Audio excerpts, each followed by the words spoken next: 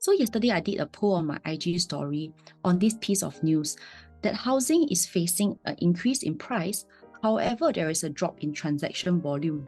So what does this mean? Is this a seller's market or a buyer's market?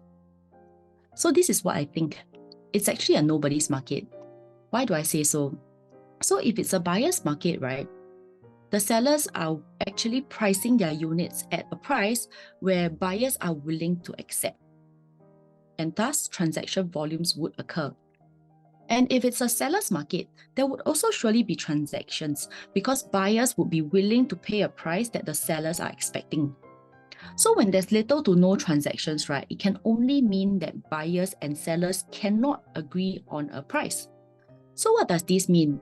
It means that we are actually facing a turning point, that we are turning from a seller's market to a buyer's market. And this behavior has actually happened before, back in 2012. This is in Punggol, where the market has reached its peak, right? So in this example, there were no transactions happening in 2013. And the last transaction that happened was in December 2012 of 592,000. So where there is a disparity between the seller's expectations and what buyers are willing to offer, there will be no sellers that are selling and there will be no buyers that are spiking the price. So as time goes on, the next transaction that happens is December 2014. So it was sold at a price of 440,000. So what is actually happening here is that this one seller, he couldn't wait anymore and he decided to sell.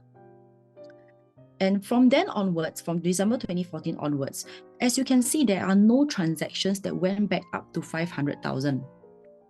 And all it takes, right, is just one seller to actually give in, to sell at a lower price.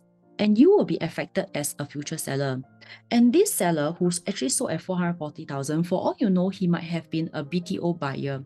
So he would have bought his BTO at a very low price, which means that this seller would have not mind that he earned a lower profit because he still has a great profit to begin with because he bought it at a BTO price.